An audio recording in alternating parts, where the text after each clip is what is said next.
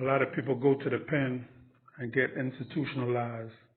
They get into the jail politics and get carried away.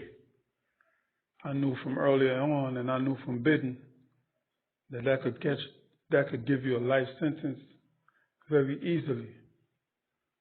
Case in point, I started writing when I was at Raybrook Federal Facility in Saranac Lake, New York, which was a medium-high facility.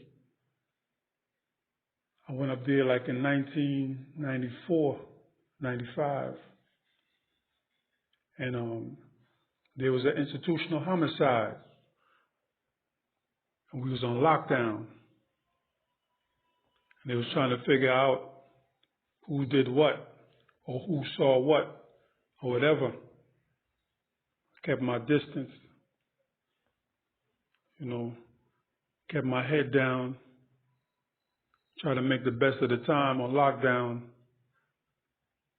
You can't move, you can't come out your cell. It was crazy.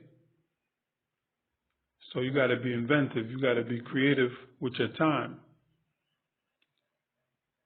I wasn't on that beefing on the gate and talking, back and forth and all of that. So at that time, I was laying on my bunk and inspiration hit me.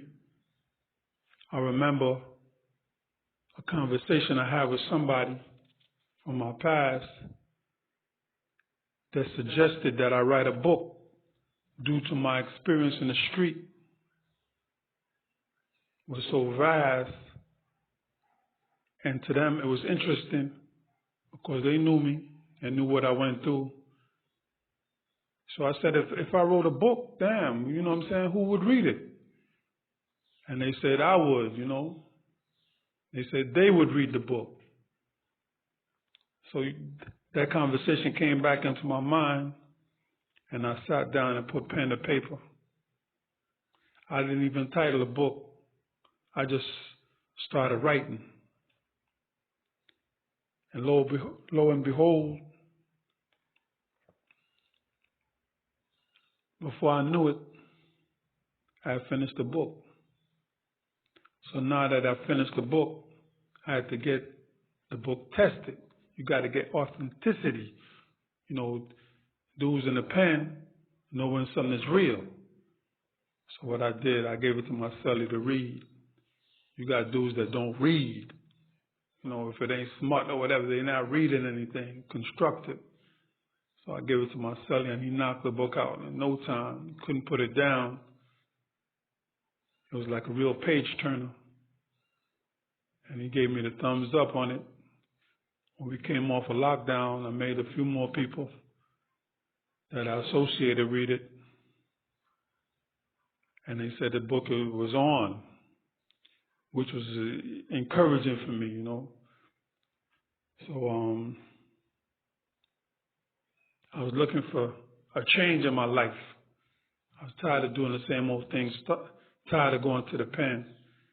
But what really changed my mind was my mom's coming on a visit when I was going to trial out of state. Moms work hard.